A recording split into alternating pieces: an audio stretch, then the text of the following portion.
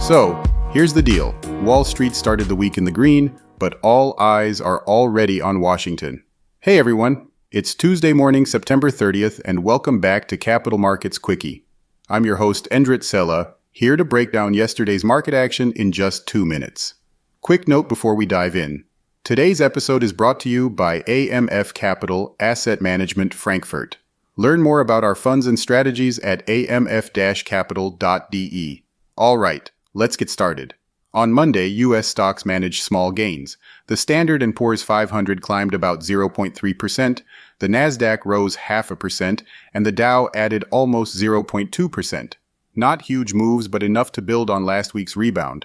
Now, the big story hanging over markets isn't earnings or inflation, it's politics. There's a real chance of a U.S. government shutdown by Wednesday, with odds running close to 80% according to betting markets. President Trump met with congressional leaders on Monday in what many called the last shot at keeping federal funding flowing. If the shutdown happens, here's the kicker. The Bureau of Labor Statistics will go dark. That means no monthly jobs report, no inflation data, basically none of the economic numbers investors and the Fed rely on. Experts are calling this a potential game changer, since those reports have been central to predicting interest rate cuts. Last week, remember, jobless claims came in softer and GDP was revised higher. That mix had traders questioning whether the Fed would be as aggressive with rate cuts as people hoped. Forecasts now point to about 43,000 new jobs for the month, with unemployment holding at 4.3%. Without data, though, everyone's flying blind. Meanwhile, markets are also digesting new tariff noise. Trump announced fresh duties on movies and furniture starting October 1st.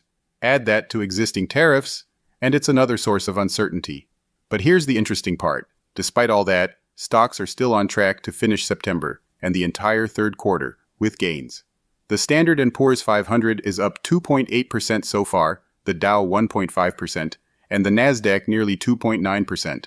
So, cautious optimism in the markets, even with politics creating plenty of drama. All right, that wraps up today's Capital Markets Quickie. Join me again tomorrow morning for more market updates. See you then.